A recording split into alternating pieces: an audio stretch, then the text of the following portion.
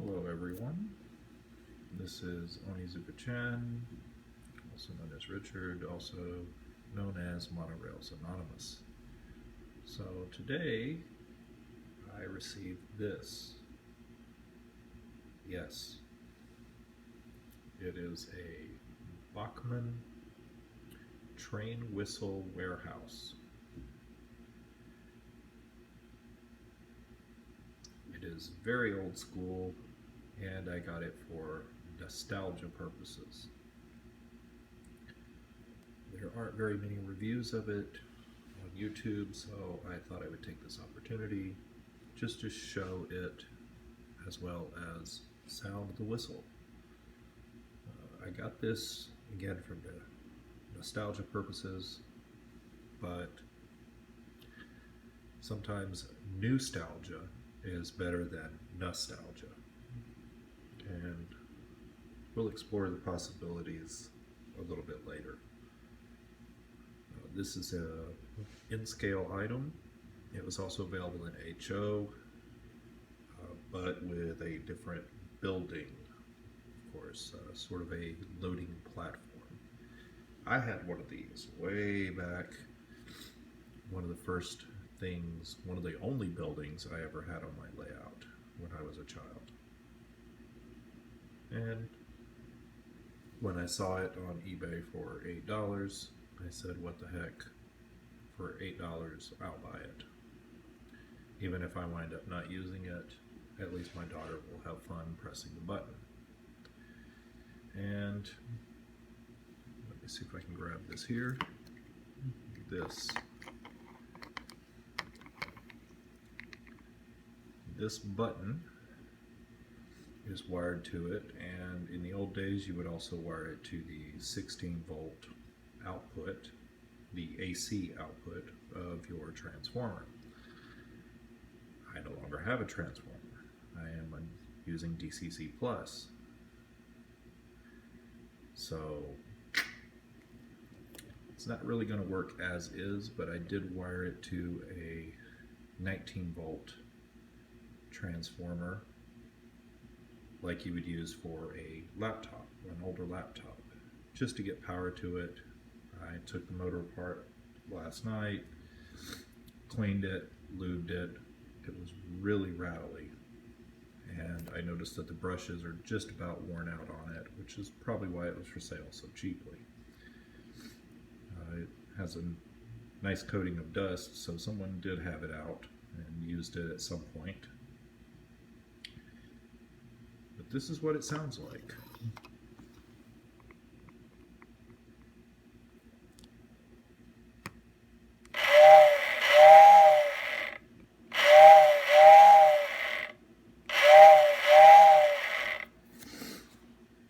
Again, I had this a long time ago, and I just said, what the hey, I'll buy it. As you can see, the truck entrance is a little small, to say the least. Here we have one of my Southern Pacific Lines trailers. That's a 32-foot Aerovan with an International Harvester tractor pulling it, as I will be modeling the 1953 era. But it is extremely too small. The loading deck is exactly the right height.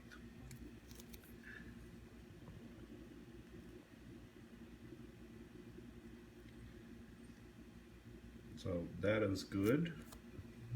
The way that it works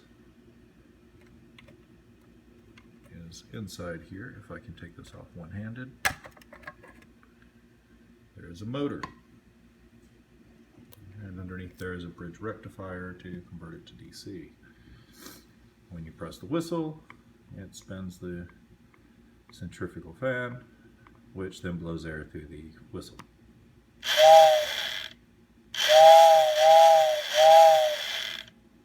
As you can hear, the motor, even after cleaning and lubing, is extremely rattly. very noisy and vibrates quite badly.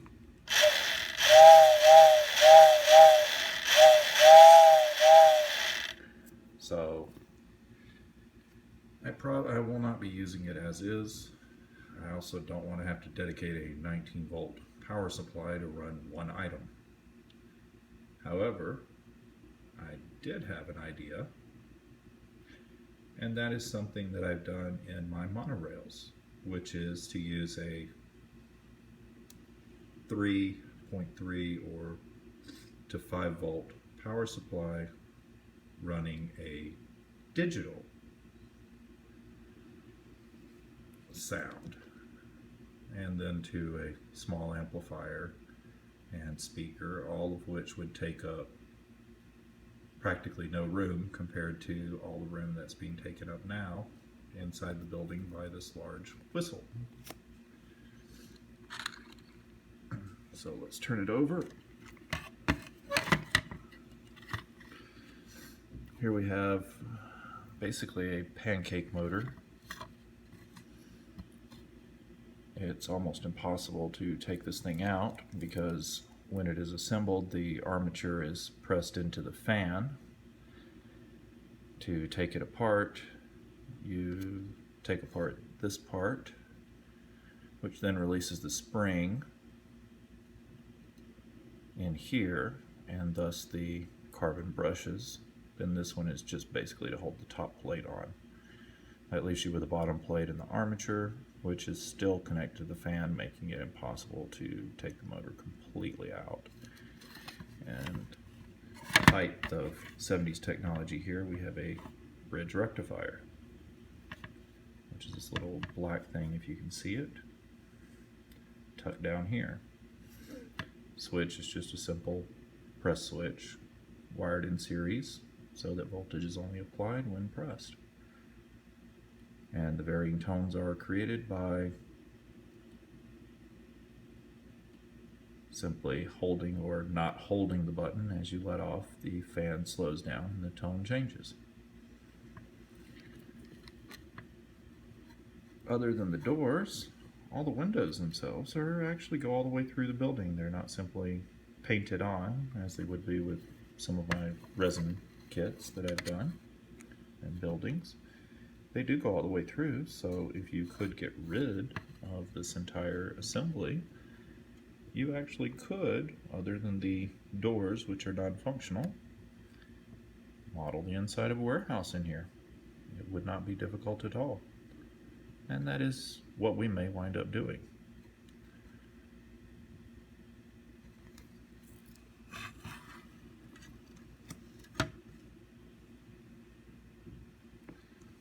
But going back to the new-stalgia versus nostalgia, again, I bought this for nostalgic purposes. I had fun with it when I was a kid.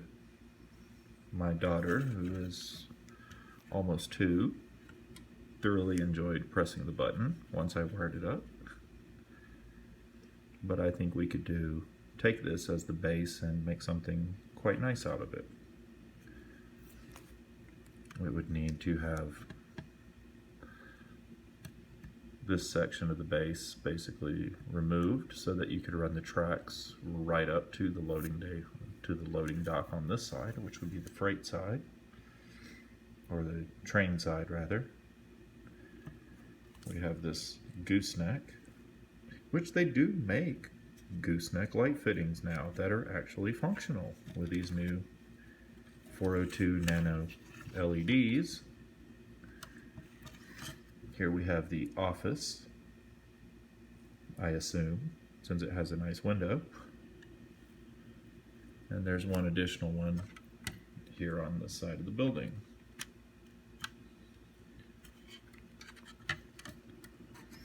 Now, just to compare, I just got these in.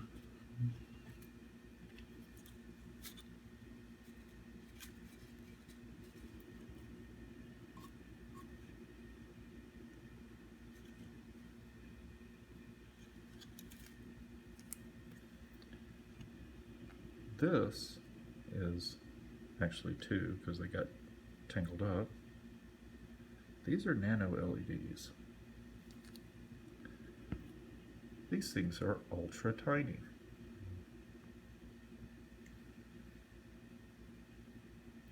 I mean, they are incredibly tiny. They are smaller than the wires they are soldered to. And this is basically just magnet wire here. These things are extremely tiny.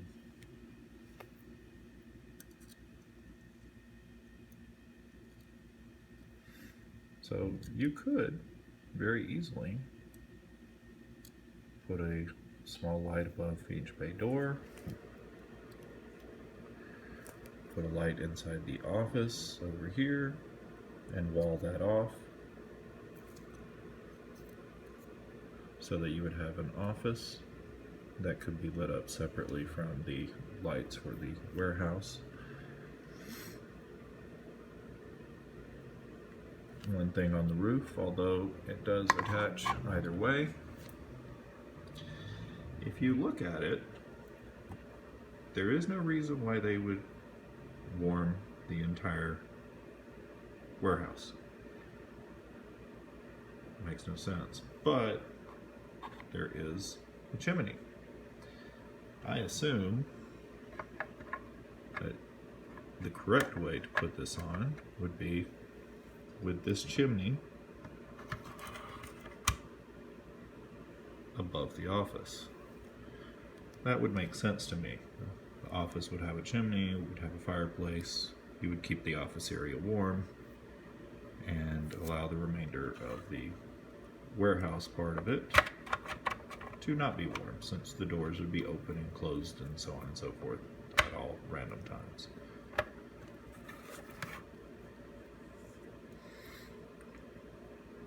I don't know if national freight lines will stay. I'm thinking,